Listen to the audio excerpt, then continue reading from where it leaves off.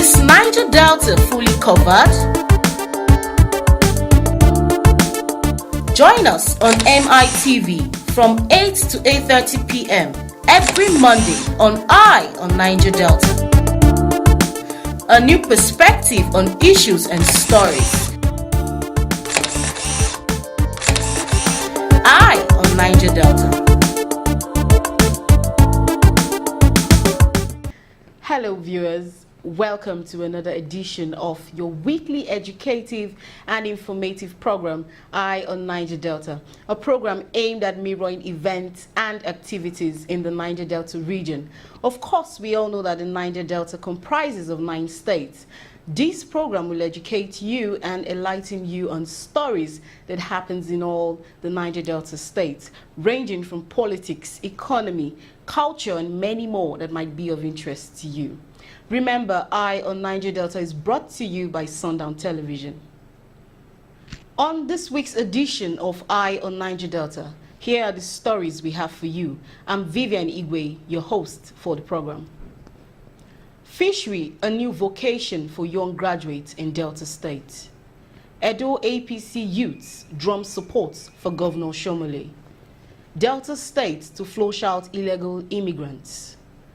Nigerian Guild of Editors demands for the release of Chibok girls. Delta State Board of Internal Revenue Chairman warns staff to be alive to their responsibilities. Youths destroy properties running into several millions in Futo. You're still watching Eye on Niger Delta.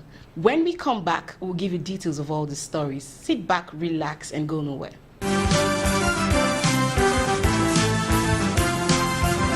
Welcome back. Employment opportunities are few in the country, and youths in Asaba have taken their destiny in their hands. They are therefore opening new opportunities for themselves and using fishery as a means of boosting their livelihood. This seems to be paying off as they have established cluster fish farms across the states. The reports.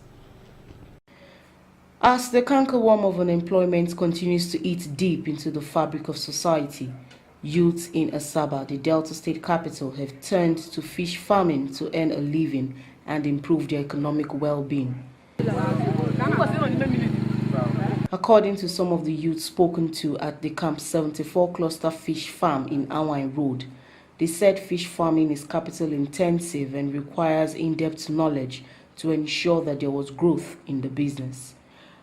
One of the fish pond owners, Mr. Ekeneze, said fish farming is a good business which not only feeds his family and trains his children, but creates job opportunities for youths. It's a very good business to say. It's a very good business, and it's something that you do and you won't regret, especially when you do it well. Mr. Eze said he has already employed 7 persons and uses the revenue from the farm to expand the farm, adding that he currently owns 6 ponds. The manager of one of the fish ponds, Joshua Ozier, called on youths in Asaba to engage themselves profitably in fish farming instead of roaming about the streets doing nothing.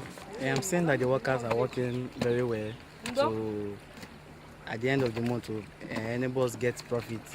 I will advise them to come into the business, that they should find something doing. You can't just sit at home and expect manna to fall from heaven. You have to work to earn a living.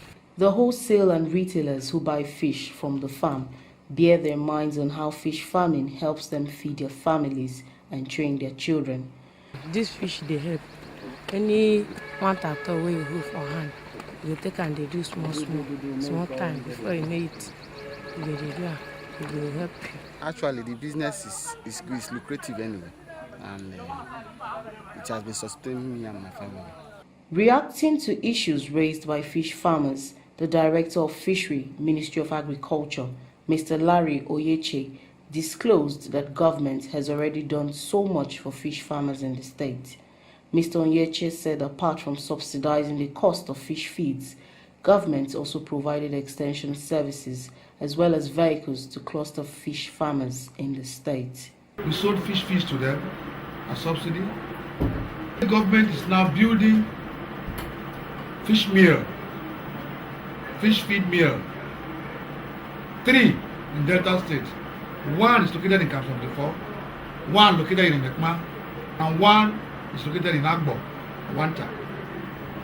Vivian Igwe, reporting for Sundown Television. As the euphoria that witnessed the defection of notable leaders from APC to PDP has died down in Edo State, youths in APC have resolutely decided to stand by the state governor, Comrade Adams Oshomole. They are vehemently drumming support for the governor and are also discrediting all those who defected from the party. The reports as compiled by our correspondents in Benin.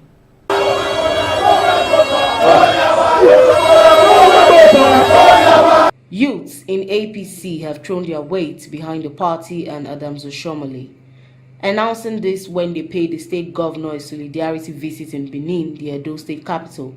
The leader of the youth, Mr. Oscar Dehego, said they were totally committed towards the stability of the party in the state. Mr. Dehego said they were not in support of the leaders who defected from the APC, adding that the visit was to denounce the defection. We are here to tell you that we are solidly behind you. We have been around the city since morning. We have been celebrating the exit of the pharaohs of APC. We are here to tell you, sir, no shaking. We are here to tell you, no shaking. Receiving the youths, the governor commended them for their integrity, commitment, and sincerity of purpose, especially for standing firm without wavering in spite of the actions of some leaders of the party.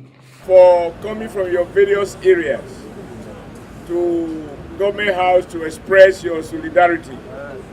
I'm very appreciative. You are the drivers of election. As we normally say, no youth, no election. He gave the assurance that the exit of some leaders will not affect the fortune of the party. If the people must lead, only those who are comfortable with the people will stay. Yes. Those who are not comfortable will go. You cannot serve God and at the same time serve the devil. Meanwhile, leaders of the APC in Edo South have paid the comrade governor a solidarity visit to absolve themselves from the actions of the defectors. Speaking on behalf of APC members in Edo South, Mr. Promise Igbenero vehemently condemned the defectors and accused them of insincerity and deceit. We are tired of leaders whose humiliation and injustice. We are tired of leaders of intimidation and oppression. They are leaders of oppression. They are conservatives. According to Shakespeare's Macbeth, security is mortal's chiefest enemy, and correspondingly, the nation is facing security challenges. It is therefore in the recognition of this threat that the Delta State government has resolved to flush out all illegal immigrants in the state. The reports. The Delta State Governor, Dr. Emmanuel Odwagan, has constituted a security committee to check and flush out illegal immigrants in the state. Announcing this at a press conference in the Sabadi Delta State capital, Dr. Odwagan denied flushing out innocent Nigerians as illegal immigrants. He said the allegation was false and it was only illegal immigrants that was flushed out of the state because of security challenges. Who are here illegally, I must underline, and they are foreign nationals who are here illegally are being handled by immigration and being taken away from the state. The governor said because of the mood of the nation, especially as the president was facing security challenges, governors in all states have the enormous responsibility to keep their states safe and secure. On the security issue, I want to assure you that we are very much alive to our responsibility. In answer to a question, Governor Odwagan said he was not against the political ambition of any individual and enjoined the political class to be focused and carry out campaign peacefully without overheating the polity. I appeal for those who are interested, those who are sponsoring various interest groups, to ensure that the process is also peaceful, so that no life is lost, no property is lost. People on the day of election go to vote and vote without being threatened, without being molested. Paula Akegure reporting to Sundown Television. We'll go on a short break now, and when we come back, we'll bring you more stories. Don't go away.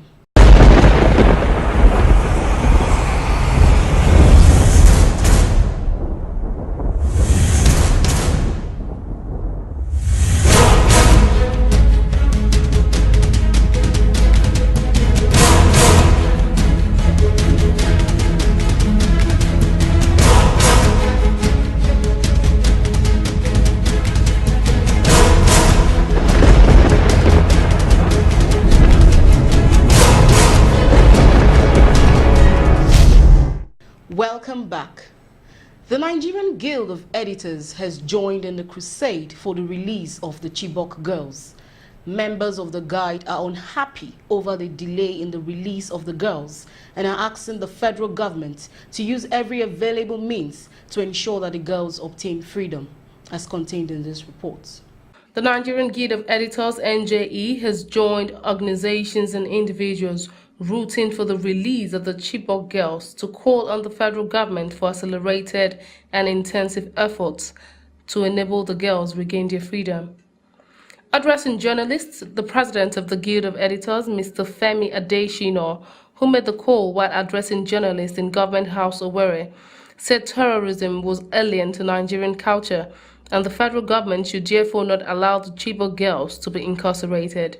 We met overnight. We have arrived at a position on it. The communique will be issued by tomorrow. And our position is whatever it takes, government must bring back the girls.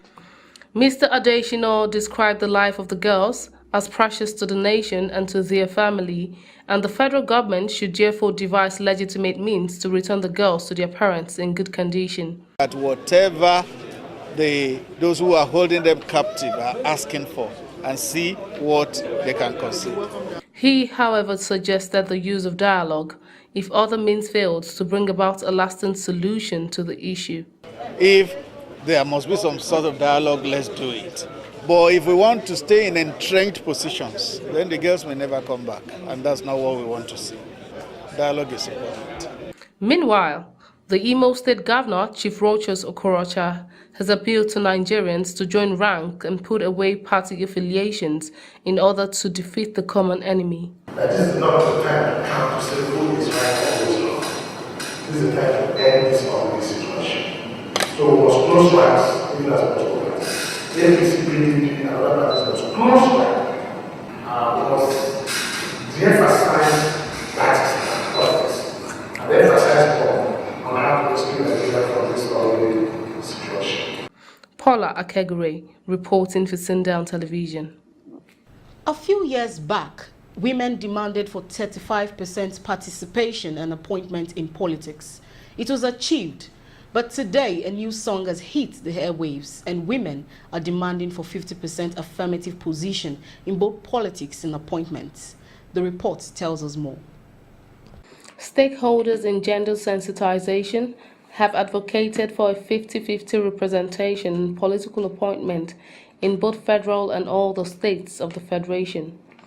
The stakeholders, amongst who were the wife of the Delta State Governor, Mrs. Rolly Udwagan, the Special Advisor to the President on Ethics and Value, Dr. Sarah Jibril, the wife to the Delta State Deputy Governor, Mrs. Utwama, and founder of the Old Wells People's Congress, Dr. Frederick Fashion, who made the demand in Asaba, the Delta State capital, said the time has come for women to be given equal opportunities with their male counterparts in politics.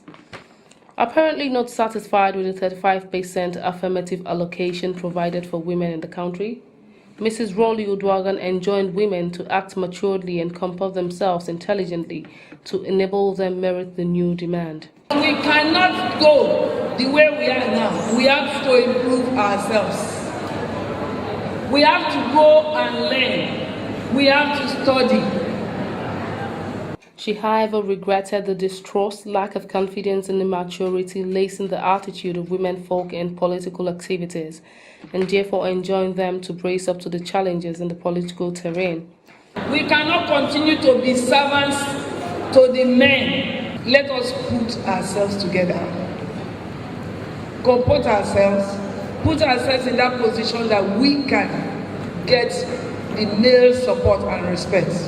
The first female presidential aspirant and chairman of the occasion, Dr. Mrs. Sarah Jibril, lamented that the menfolk were still using cultural and ethical standards to deny women of equality and pushed for the 50-50 representation standards for the women to survive in the harsh political environment.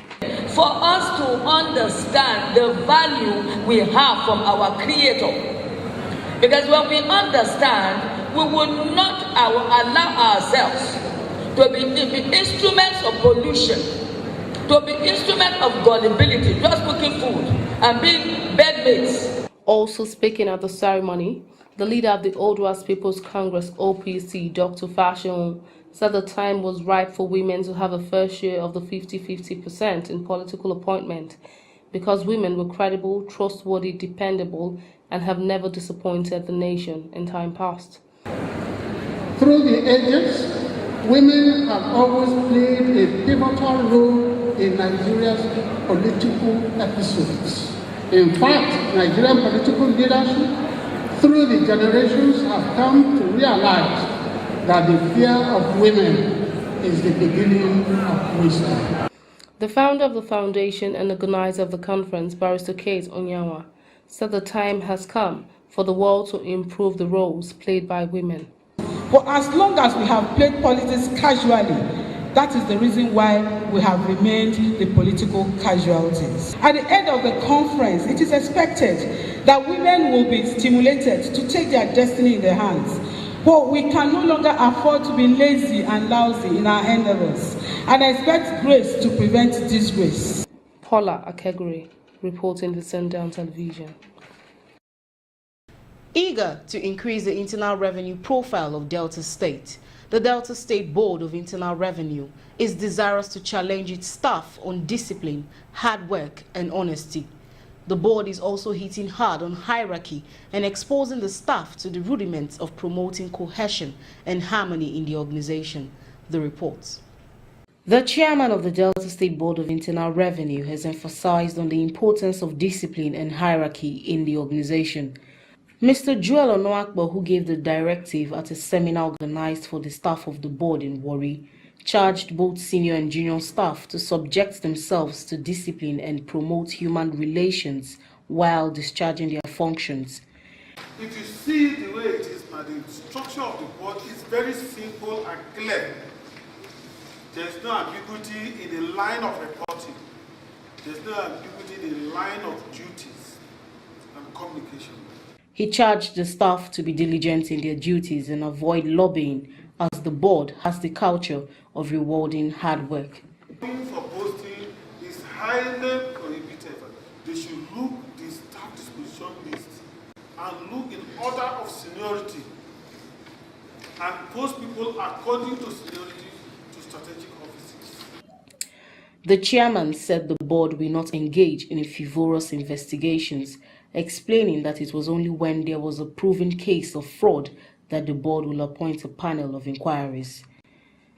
Delivering a paper at the seminar titled Relationship Between Resident Coordinators, Area Tax Controllers, Head of Stations and Subheads, the Head of Operations, Mr. Jonas Onweche, recommended the restructuring of the board to check leakages. Mr. Onweche explained the reason for restructuring the board to include optimizing revenue collection, setting up of realistic and attainable revenue targets, sound system of control, among others. Restructuring of PR administration machinery. The major challenge of past administration to maximize revenue collection. The goal of restructuring is to professionalize the operations of the PIR, to institutionalize transparency, to eradicate leakages, and thereby optimize revenue collection. Vivian Igwe, reporting for Sundown Television. Is Niger Delta fully covered? Join us on MITV from 8 to 8:30 p.m. every Monday on Eye on Niger Delta. A new perspective on issues and stories. Eye on Niger Delta. Welcome back. We'll be joining Paula Kegweri now for the news rounds. Thank you, Vivian, and good evening to you, my lovely viewer. I hope you had a wonderful weekend. Welcome to another edition of the news making the rounds. And don't forget, I go all the way to bring the news this way. In Bayelsa State, 8 persons have died in the Port Harcourt Bayelsa refinery as a result of the bomb blast that occurred recently. The Ijao Youth Council have denied any involvement in the bomb blast, contrary to the claim by the Movement for Emancipation of the Niger Delta, MEND. In a statement signed by Mr. Eric Omare, a member of the committee, he explained that the explosion was caused by an open boat engine used by sea pirates in Edo State. As fuel continued to go scarce in Benin City, the Edo State government has taken measures to check the ugly trend. The chairman and executive director of the Edo State Petroleum Monitoring Committee, Mr. Sonny Edegabo, who announced this in Benin City, enjoined the Nigerian National Petroleum Corporation, NNPC, to take adequate steps to end the fuel scarcity. Mr. Edegabo urged stakeholders in the petroleum industry to acquaint themselves with the operation of the Benin depot to forge a common synergy for the smooth operation in the sector. In Rivers State, controversies has risen over the circumstances which the chairman of Ahoda West local government area, Mr. Awori Miller, was released by kidnappers. Mr. Miller, who was taken hostage some weeks ago in GRA, was released after taking 10 million naira and the massive pressure from the state police force. The State Police Commissioner, Mr. Tunde Ogunsaki, said he had created an additional police station in Egi area of the state to beef up the security in the state.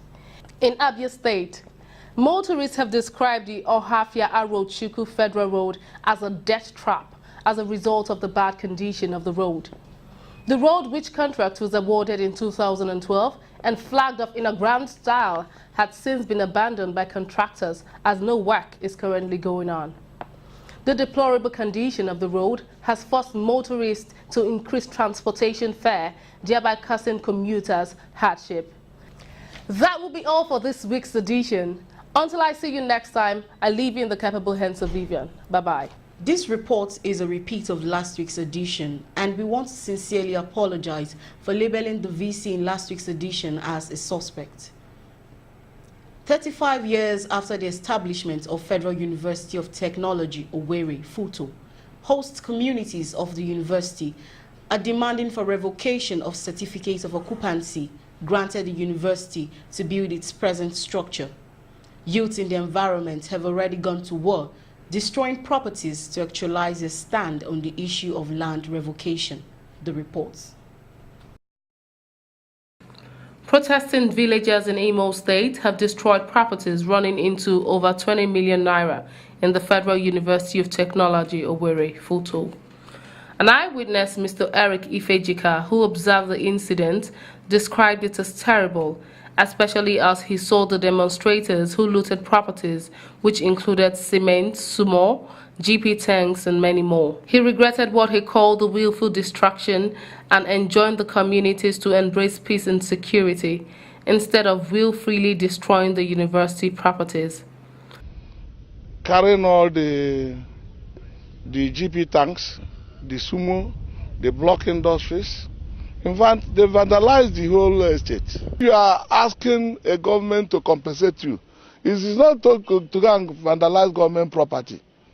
The Apex traditional ruler of host communities, Mr. James Murako, blamed the university for the actions of the youths. The last time we met the FUTO pro-chancellor and the chancellor, I told them that they should not allow negotiations about FUTO to leave the hands of the reasonable elders to the youths. Explaining further, he put it this way. We have a lot of problems with FUTO, and we have been trying to negotiate this thing, but FUTO has been intransigent. What has happened, we regret it, we don't like it, nobody wants it. But I think they caused it. Responding to the incident, the Vice-Chancellor of the university, Professor Chigozie Asiabaka, expressed disappointment over the actions of the communities.